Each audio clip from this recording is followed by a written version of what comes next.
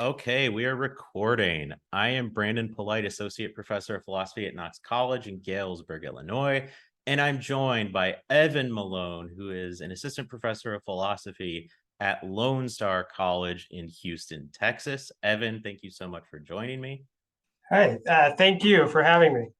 Awesome. And we are joined by John Dyck, who is not a newcomer to this series, who is a lecturer in philosophy at Auburn University in Auburn, Alabama. John, thank you so much for joining me again. Thanks for having me back. All right, cool. Well, we are talking about country music, and this is something that you've both written on, John, your paper, which we sort of talked about before in the very first episode of this series on Old Town Road and whether it's country or hip hop. That paper is The Aesthetics of Country Music in Philosophy Compass from 2021.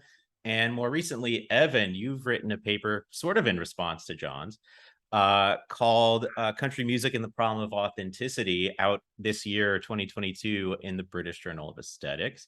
And so, since Evan, you're new to the series, I'll just start with you. And, one of the main issues that, obviously, Evan, you're focusing on and that John focuses on quite a bit and you're responding to from his paper is the question of authenticity in country music, and that this seems to be a big deal in the country fan community as to what's real country and what's not real country, right? The inauthentic stuff. And so can you just briefly talk us through what some of the issues are there with respect to authenticity? Yeah. So there's a lot of stories about what it takes for country music to be authentic.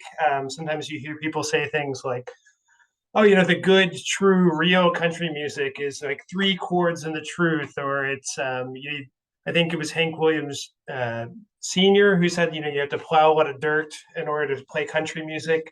So there's, I guess, on one story, people say, and then maybe this goes back to Bill Malone's book, Country Music USA. Maybe it's earlier than that. I don't know. That says country music is the folk music of early Scotch Irish settlers to the American South. And so real country music is the country music that's in keeping with that. And this other stuff might be descriptively country music, but the real stuff is like it was back then. Or you have to have the right standing in the community, right? You've got to be a descendant of some Scotch Irish settler to the American South. The problem with this is it's really reductive. Like that's just not true historically about what country music was. And you can see that like I'm here in Texas, and Texas country music is full of accordions. There's a lot of waltzes. It's heavily influenced by German settlers to Texas, and settlers in Mexico, uh, slaves and their descendants, American in the American South. It's just not accurate. That's what, and also there's plenty of country music like John's from Canada. There's plenty of Canadian country music, and plenty of it gets called authentic. Like Hank Snow. So that doesn't seem quite right. So another story people say is like real country music is the stuff you have to be working class or you have to be rural, but when you look at people's actual attributions of what's authentic and what isn't, it doesn't seem to map onto that at all. So you have people like John Prine and even the biggest purists who really only want the real authentic country music. They're huge fans of John Prine, but he's from Chicago. Like he summered as a kid in Kentucky, but like I don't think that's like sufficient to establish it. You also have Steve Goodman, who David Allan Coe mentions, and You Never Call Me by My Name. He's also from Chicago. It seems like okay, that's not rural. Then I think one of the most interesting ones about being working class is that for a lot of genres where class comes up, so maybe like punk or rap, you have people's, there's a sense that like if Jay-Z has credibility, he live this life or whatever, at least for a little while. But if Jay-Z's child was to become a rapper, that would hurt their credibility. Like they had a silver spoon in their mouth. And maybe the same is true if like Ian MacKay's children were going to start a punk band. People wouldn't buy it. But in the case of country music, like Hank Williams Jr. has not just like okay credibility, like the fact that he's Hank Williams Sr.'s son increases his credibility. It makes him more authentic. So that seems like a problem for if you're thinking that what authenticity is about being like working class music or something like that. So I think there's a lot of work problematizing authenticity discourse, and what I try to do in my paper is give an alternative account that maybe avoids all of these problems. But I realize that I might be giving more of an explication or like trying to save something about authenticity discourse rather than just describe it. But I'm happy to get into my view, or I don't know if you want to. I don't know, John, do you want to jump in before we get into Evan's view? Yeah. You're good? All right, cool. So Evan, do you want to get into it? Yeah. So my paper, I'm building off of work by Josh Knobe and Aaron Meskin and Sam Liao. They have a paper building off Knobe's work on dual character concepts, and they apply them to genre. So for Knobe, a dual character concept is one where it makes sense to say something like, oh, there's a sense that in which they're an X, but there's another sense in which they're not a real X, whatever X is. And in Knobe's original work, it's things like scientist or philosopher, where you can say, oh, they're a scientist, but they're not a real scientist. And in this case, the experimental work that he's done has shown that people's attributions of real and for dual character concepts, they track whether or not someone's committed to the values that that thing is associated with. So like, they might be like, oh, they're a scientist. They publish in peer-reviewed journals. They wear a white lab coat, but they're not committed to the impartial pursuit of the truth. Something like that. And what Knobe and Liao and Meskin do is they say, actually, this kind of happens for genres too. And you see that especially, like I guess the examples I've already used are also helpful in this case, because they talk about punk that, you might think Blink-182 is punk, but it's not real punk. It's not committed to the values. And a lot of more conscious rap fans, like backpacker rap, they feel the same way about a lot of rap, where they say it's rap, but it's not real hip hop, or it's hip hop, but it's not real hip hop. And what I try to do is say, I think that's what authenticity discourse is in country music. Is it saying it's country music, but it's not real country music. It's not authentic country music.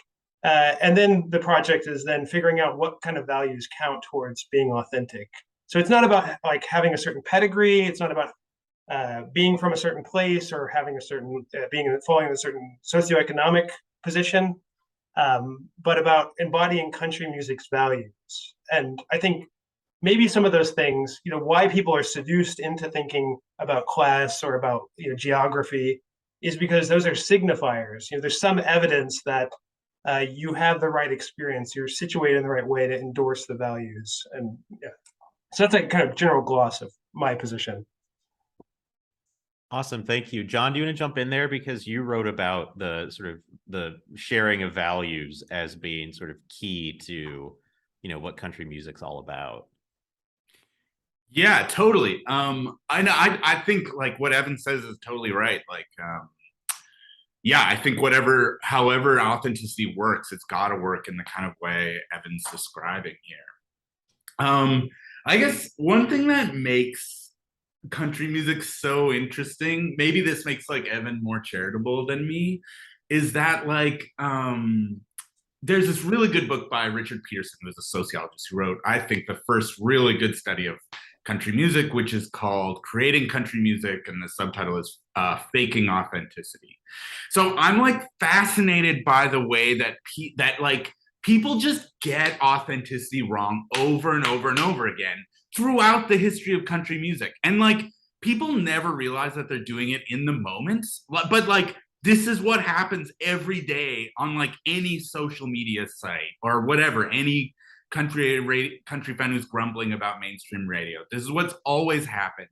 And so I guess like why I say is that I think like maybe Evan's more generous than me is because like I'm so fascinated by the way that people like misrepresent authenticity because of like different factors that have come up, and they like think they're identifying authenticity in one way, but they're like really not,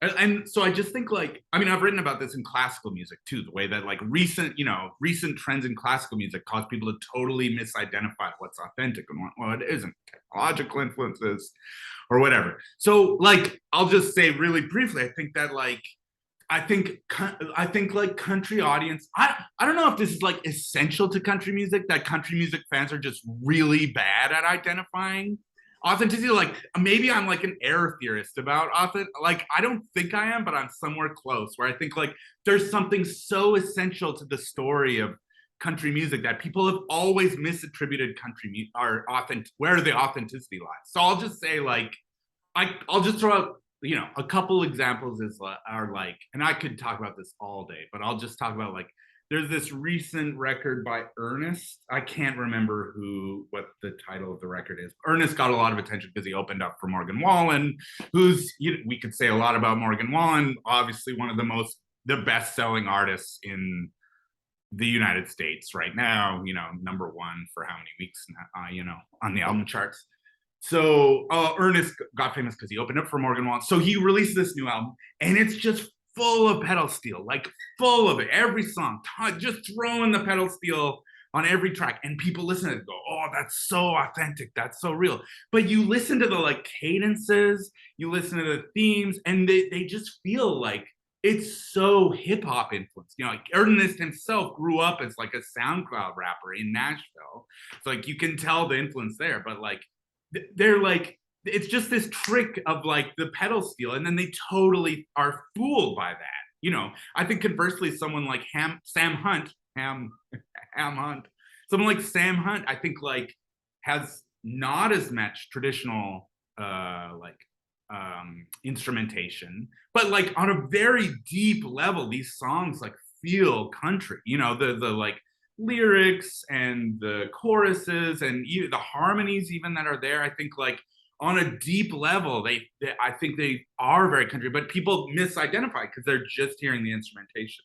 So I think like, I hope that makes sense. I think like people get fooled. I'll just mention, should I mention my favorite? Should I stop talking? No, mention your favorite. I'll just say one more, and I think Evan shares something about this, although we haven't talked about this much, but like one artist that I'm kind of obsessed with thinking about these days is Zach Bryan, who is like not anywhere on mainstream radio, but he's like near the top of the charts on Spotify and Apple Music. He's insanely popular. So Zach Bryan has this sound that's like the Mumford and Sons and like kind of the Lumineers and kind of like Nathaniel Ratcliffe. So it's all this like early 2000s like folky indie pop stuff. But because that's 20 years ago, people don't realize, oh, that's just Mumford and Sons. Now it like reads as like folky, folk core or something, and they hear Zach Bryan and people go, oh, that's so authentic, that's so real. So I just think, what you get is like a trend that just all it has to do is like sit there for a while and it settles down and people are just like, oh, that's authentic, I guess. So I'm just like fascinated by the way people are like really bad at identifying authenticity in country music. I'm sympathetic to like, I like this view that like there's something about the values and the shared experiences that maybe there's a real form of authenticity there. But I think there's something about the fact that people are just so bad at identifying the authenticity that like fascinates me. Awesome. Evan, do you want to respond to any of that? Yeah. So I think there's at least one thing that I think happens, to John's point about Zach Bryan, where especially post Jason Isbell, from Drive By Truckers, when he came out the album Southeastern, I think it was 2015 or 2013. It had this huge impact where I think it brought in a lot of people who weren't part of the country music community.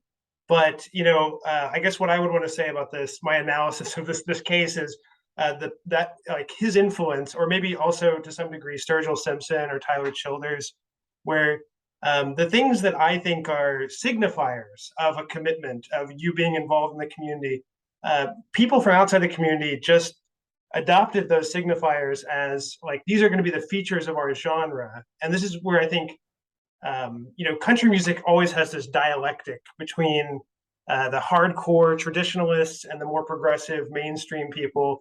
And what happened in the current iteration, the traditionalists are like the Americana movement, but some of those people are people in the country music community. And I think maybe that's that first class of people like Tyler Childers and Jason Isbell.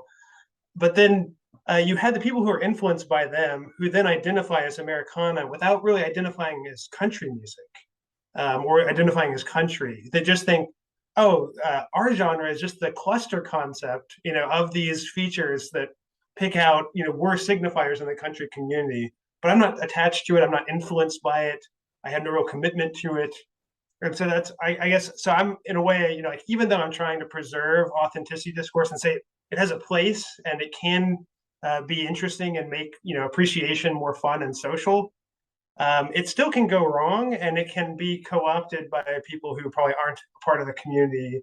And sometimes that can be destructive to country music when people are confused about what kind of point you're making or who's making it. So I don't know. I'm sure I didn't address everything John said. Yeah, John, go for it. I'm so glad you brought this up, Evan, because I've been thinking about the fact that people come into country music in waves. Like, so on Tyler Mahan Coe's podcast on the second season, Cocaine and Rhinestones, he has this, I love this hobby horse he has about like outlaw country. And he thinks that outlaw country basically co-opted a form of rock authenticity. Like Merle Haggard's taking like a fuck you to the man and like making that a part of country discourse. And if you ask Tyler Mahan Coe, whose dad was an outlaw country figure, not, if you think that lends to his credibility, maybe you don't. So like the idea is that then you have this subset of people who now are sort of coming into country music, but according to like Tyler Mahan Coe, bringing with it like these rock concepts of authenticity, like individuality and like, I mean, I just always think like a dude on a motorcycle, like all of a sudden that becomes country. I know, I think you still see this with like Eric Church. So they're like, so I feel like that keeps changing country music because we keep getting these new audiences. That the other reason I think about it is that like I was at this Kid G show a couple months ago, and like I love Kid G, and I probably talked to Brandon and Evan about how much I love Kid G. Kid G is basically like I don't know, some form of punk and aughts pop and country. He's he like looks like he's 14. He's barely 18, I think. I forgot how he's described. It's like, yeah, it's like Juice WRLD, but country, something like this. Anyway, so I'm at this Kid G show in Birmingham with my brother, and we like meet this person, and she's like, yeah, I am so into Kid G. And now she's like, I'm into country music. I'm into all of it, I listen to everyone like Miranda Lambert, Luke Bryan, Jason is, And so I was just thinking like, man, it's so interesting that like for each person, there's a different figure there that like got them into country music. And so I guess I have like, I don't know, I'm still thinking about this, but I wonder like on the one hand, like, I guess I want to, like, I'm curious, Evan, what you think about, I think you're right that there's a interplay there where on the one hand it seems like they're like coming into it and just learning about it, but on the other hand it's like these people entering the genre like influence country in a huge way. I mean, I would love to talk to like Morgan Wallen fans who I think most of whom were not super into country before Morgan Wallen, but they hear Morgan Wallen and they're like, I love this, blah blah blah blah. And maybe some of it is the weird racial political stuff. But I think some of it is the music too.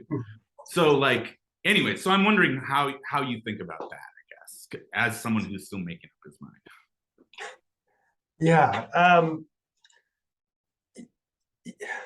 Yeah, sorry, I lost my thought there for a second. Man. That's okay. So, I mean, one thing that's being talked about is, Evan, in a sense, you were talking about how these interlopers come in, Oh, right, right. from outside of the genre, and they sort of, mess things up, add new elements, as John was talking about with outlaw country. It was sort of the individualism of rock and roll, which sort of goes counter to sort of the community oriented values of traditional country, at least. So yeah, one thing that I've been thinking a lot about lately that relates to this is I think Tyler Manco's totally right about the rock concept of authenticity, which is a lot more about self-expression and being true to yourself and being the performer that people are seeing, that being the real thing. I think this comes up a lot when pop audiences come into genres that are coded as less middle class white genres. And so I don't know if you've been following, but there's New York State just passed a law pretty recently about rap on trial. Right? There's Nielsen and Dennis have a book about this where they talk about how. Wait, are you there? Okay, sorry, I froze up. Yeah, where they talk about the rap lyrics being used as evidence in court cases in a way that they aren't in other genres. But where people think, rap is another genre where people think, oh, you're supposed to keep it real, it's all about self-expression. But in some ways, that can be incredibly toxic. I mean, you see this with like the war on crime in the 90s. They were appealing to rap lyrics.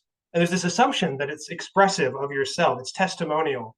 And I think you see this a lot when middle class audiences come into country music, is they want it to be about self-expression. And there's a kind of weird voyeurism to it. Like, I want to see what these hillbillies are up to and their weird psychodrama of like, George Jones, who's he going to cheat? Is he going to relapse? And you see this in rap music too. I think there is this kind of underlying assumption that our music, middle class white audience, it's capable of satire, it's capable of sophistication, it's capable of being metaphorical, but I don't think it's conscious always. But there's a kind of a implied situation where people think these other groups, they must be just talking about exactly their lived experience, and they're just so willing to believe it because they want to believe that the murder ballads, who knows, maybe those are true. And um, I don't know. So I think there is a weird class dimension, and where pop audiences come in, and that's why when you have rock-inspired country musicians, those rock-inspired fans are going to come in,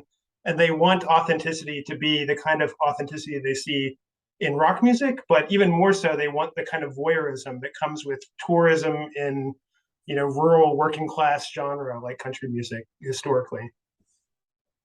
I don't know. That's my weird pet take. I don't know. No, that's really cool. John, do you want to jump in? Yeah, I was just gonna. I totally. That also, I think, like, I really like this point about how like they're drawn to it by their prior like maybe stereotypes about it or whatever. Because in a weird way, it on the one hand they're like,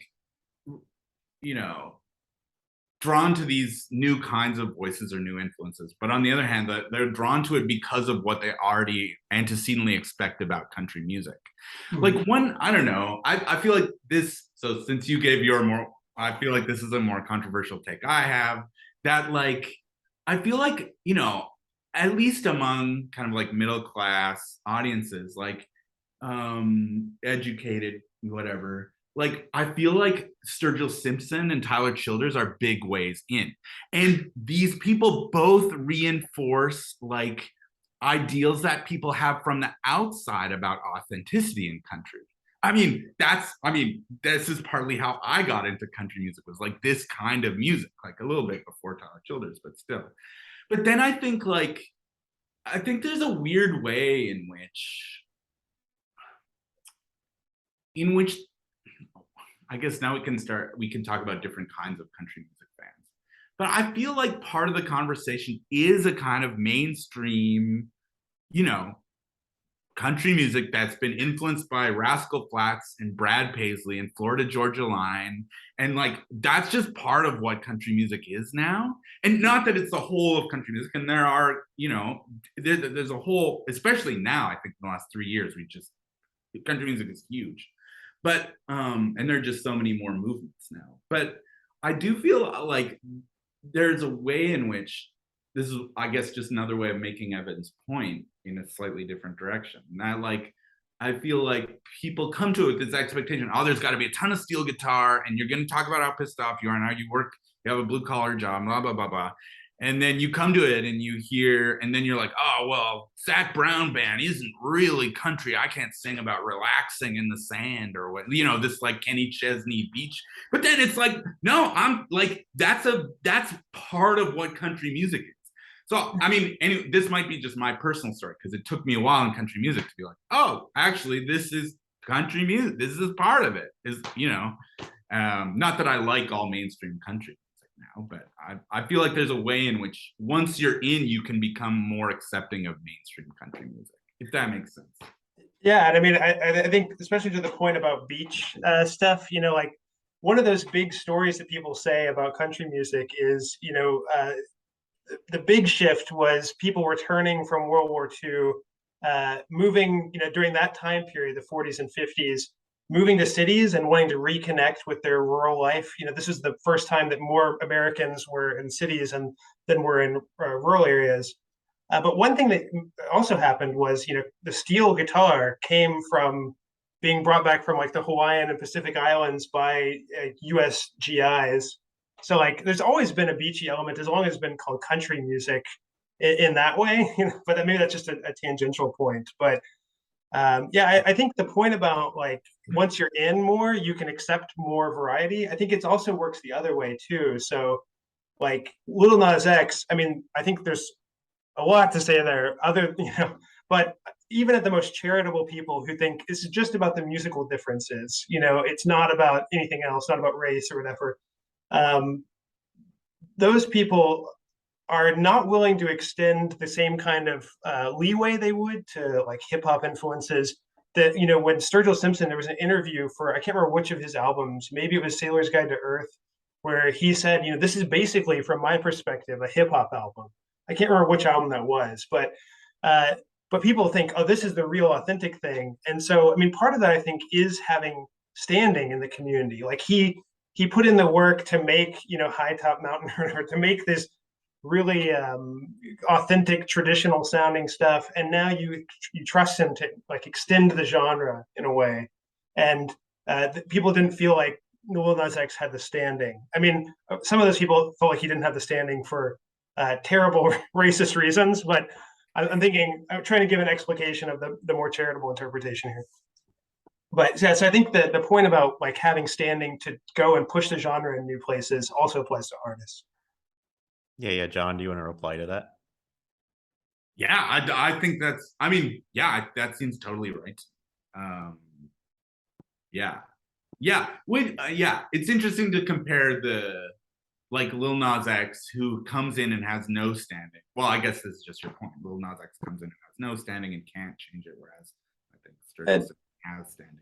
And then, I mean, if you look at what happened after that, is that Billy Ray Cyrus, basically co-signs for him and extends his standing to Lil Nas X to be like, no, he is a member of our community. And then people pretty much are okay with it. They're like, oh yeah, a co-sign will work in this case. Like that works. And Billy Ray Cyrus, to his credit, does have a history of this, because he also did it with a Brazilian duo who did a cover in Portuguese of Achy Breaky Heart. And you can find videos of him after they did their cover. They play it together live, and he toured with them in Brazil.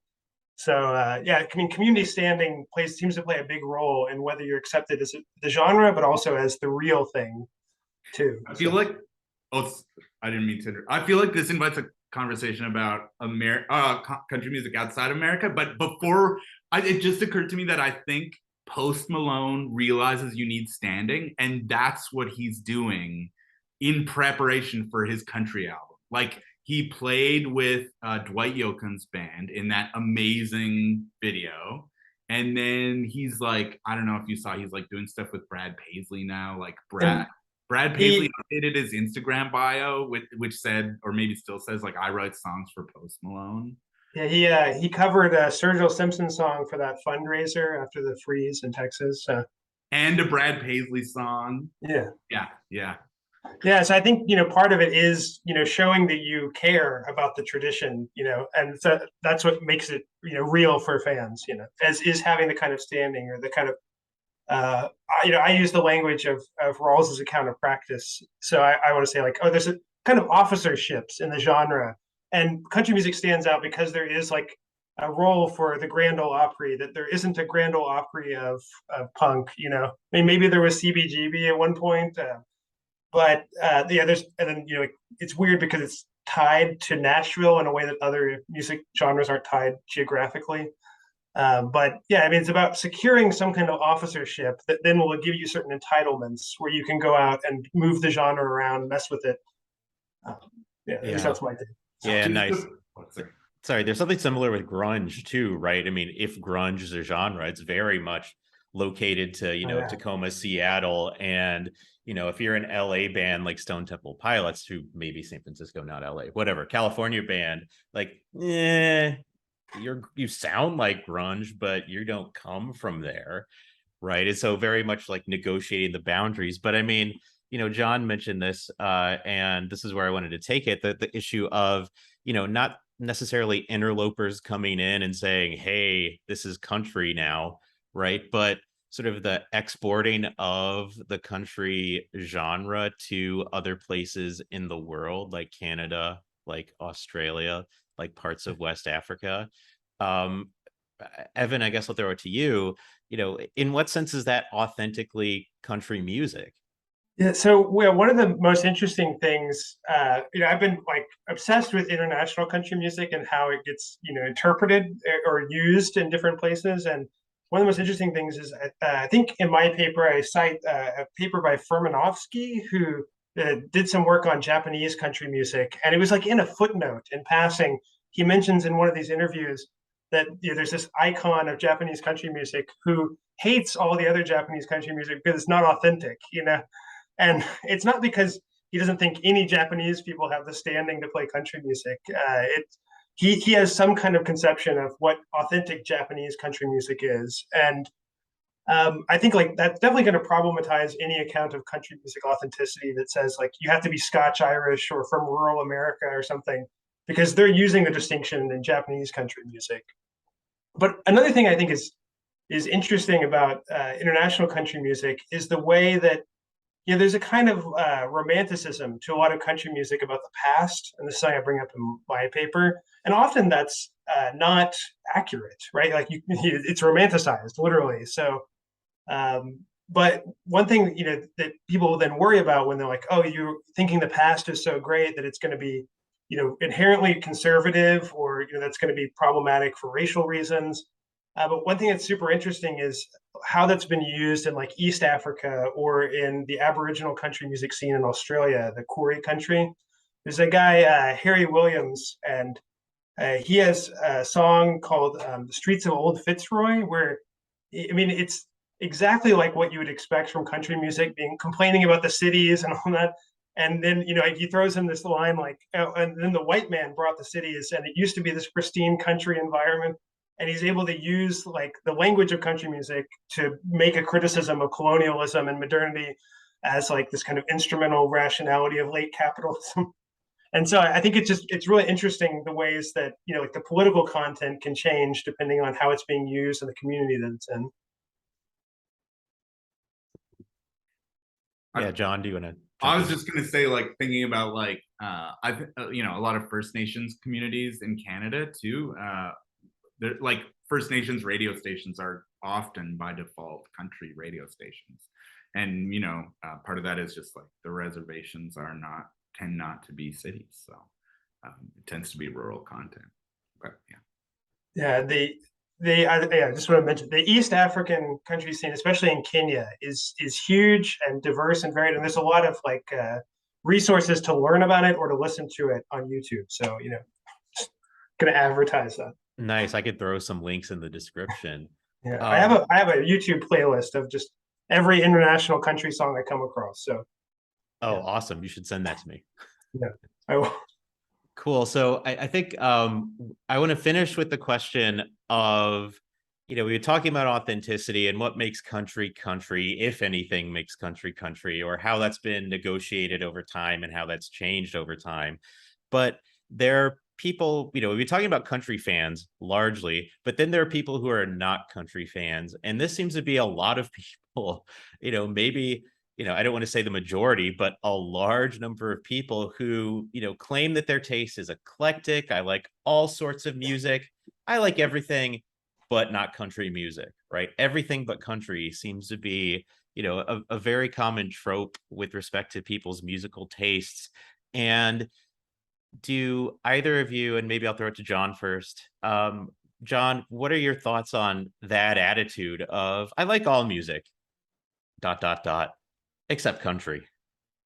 Yeah, so there's a really good paper by the sociologist, I think her name is Bethany Bryson, called like Anything But Heavy Metal, I think. And there she's interested in like, why do people say they like everything except for certain genres? And there she says, oh, cosmopolitanism, liking a lot of things tends to be a marker of like social status. And the reason certain genres get excluded, she thinks, is because it's for basically class reasons. This is the explanation proposed there. Or it might be a mixture of class and race. I forget. But I feel like she centers class. I hope, now that I said that, I hope she does. So the explanation is basically, these are low class genres. I don't know. I guess like I have two thoughts about that, and I'm curious what you guys think.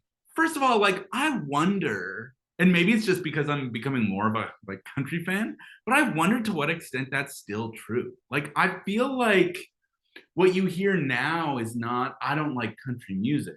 It's like I don't like the country music on the radio. Although even that I feel like I hear less.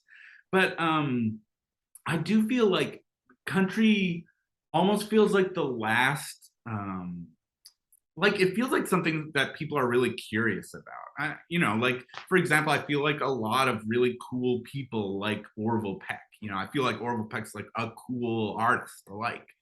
And I feel like Orville Peck is someone who's like exploring country music in a new kind of way. So on the one hand, I wonder if in the last couple of years, people are just more open to country music. Yeah. Yeah, with some. I mean, I actually am inclined to think that, I think like Nadine Hubbs in her book Rednecks, Queers, and Country Music, she does like a Pierre Bourdieu kind of account of it's a class distinction. It's a way for white middle class audiences to say like, oh, I'm not like them, right? But I think one thing that comes up, like when she compares, country music and its reputation for being like socially conservative with the Foo Fighters example that keeps coming up, is that like they're not going to say it's for they're not saying, oh, I don't like country music because of these class reasons or whatever, but class mediates like how forgiving you are about the things that you think are the reason why. So, they're saying like, oh, well, country music's so socially conservative and it's for like rednecks or whatever. But you wouldn't say that about the Foo Fighters, even though she tries to make the case that it's equivalent. And the leeway that you're given is, mediated by class. And I think some of this happens for the people who say, oh, I like the traditional country music, or I don't like the mainstream country music, like you were talking about, John, is that I think there is like kind of a class component. So one thing this is my like biggest hobby horse on country music is, I don't know if you remember that Bo Burnham, he had that song that was making fun of country music, but he's making fun of mainstream country music. And, I thought it was funny when it came out. And the more that I stew on it, I just start like really hating this thing, because it's like the assumption of a lot of this criticism, including that whole song, of, mainstream country music is, well, it used to be good because, but these people now, they're not, they wouldn't even go to these towns. They don't actually live this lifestyle. But something about that, like that criticism assumes, again, that it's got to be, it's supposed to be testimonial, right? And that country fans are too stupid to see this, because the implicit thing is that like, oh, these artists are making millions of dollars by lying to these fans. It's like, nobody thinks they're lying. Like nobody cares. It's just, you're the only one who thinks that, that you come in and you're smart enough and sophisticated enough as a middle-class pop audience member that like you can see through their lies. But the country fans who are listening to like Knoxville Girl by the Louvin Brothers, they didn't have a problem thinking that you could tell stories in country music, or that you need to be a certain way or live a certain lifestyle. So like, I don't know. I do think sometimes, I don't like a lot of mainstream country music, so I'm in this weird position of like, but they just don't like it for the right reasons. You should not like it because it's just not as good, and like all the songs are too mopey now, and you can't two-step to anything. Those are the good reasons. Those are good reasons. I just want to tie it back to something because Nadine Hubbs quotes David Burnham, or wait, David no, it's not Burnham, it's Berman of the Silver Jews, right? Who recently passed away a year or two ago, of saying that he didn't like the Americana stuff because he felt like it was all this like acting like it's the 1920s. And she's like, why is it not okay for mainstream artists to talk about ranching or whatever, but it is okay for these Americana artists to like act like we're on railroads or whatever? Like, it's like no one's getting duped in the mainstream country case. Yeah, and so I guess now, be the defender or whatever of that that kind. So I'll say, yeah, I think, there is definitely an inconsistency, and the Americana people are not getting any grief over acting like they're riding the rail. But then also, for the same reason that it's okay for the mainstream artists to act in a certain way, like I think it's totally fine. And the problem, with the Americana artists is, I don't have a problem with them lying about living a rail riding hobo lifestyle, but I do have a problem just with them being way too mopey and introspective, and not making music you can dance to. Yeah. George Jones, he wrote a ton of sad songs, and you could two-step to every single one. And is that too much to ask? Well, can I ask you, like, Evan, what do you think? Maybe you think there's like an essential function of country music that like, and then like, I guess I guess I just see the function of country music is changing too, where like, where's the venue of country music now? Well, it's like huge stadium shows, and like people go to maybe more to sing along. And so, I mean, not that there aren't two-step communities, but anyways, do you think there's like maybe an essential functional component to country music? Yes, I mean, I see the point about the general trend towards stadiums, but Texas is its own ecosystem of dance hall circuit and stuff, and so it's still huge. But I actually have been thinking recently that maybe country music was a functional kind at one point, and that was maybe serving to reconnect people who were recently urbanized with their roots or something. I don't think it is anymore. And I don't know that it's dance. I think that's just my hobby horse, not country in particular. But I'm not sure that it's even a functional kind anymore. And maybe this is where we might come apart, because my account of genres in general is that some are functional kinds, but they need not be. So I think that's part of the huge success of country music that people aren't taking seriously, is that it became something bigger than it was ever supposed to be, or it's supposed to be music by hillbillies for hillbillies, just to get that money, for the record labels. But now, like, they are, they use the tradition and the conventions of the tradition, but trying to say universal things to have different kinds of messages. And so, like, I think, part of taking country music seriously is seeing how it's not any one particular thing. It's not testimonial. It's not reconnecting. It's not just dance music. It's all of those things and a lot more. And the tradition that hillbillies started is capable of that, just like pop.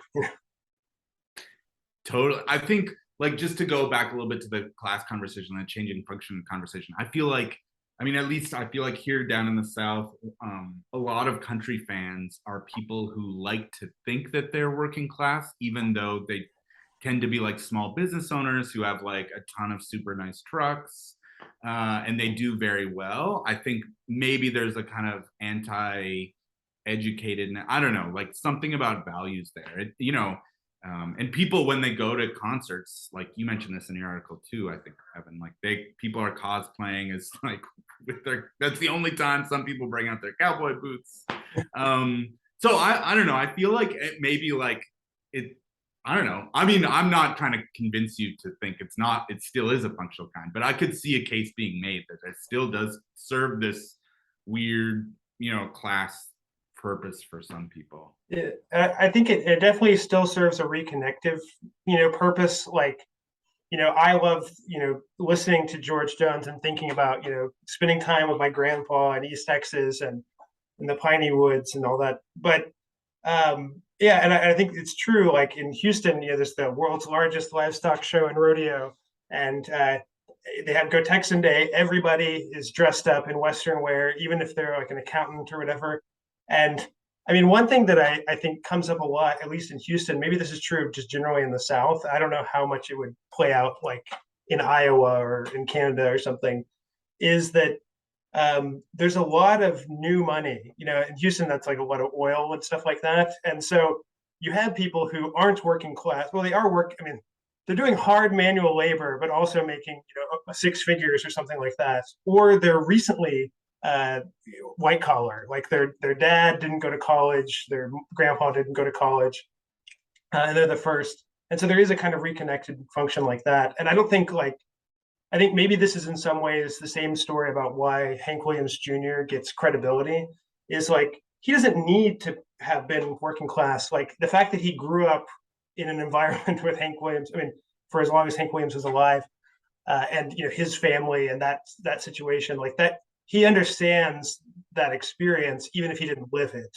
And we know from his lived experience that he has like secondhand knowledge of it or something. So I don't know. But yeah, I think it still does serve that function. I'm just skeptical of any story where it says here's the one true function. Totally. Awesome. Well, thank you both. We've talked a lot.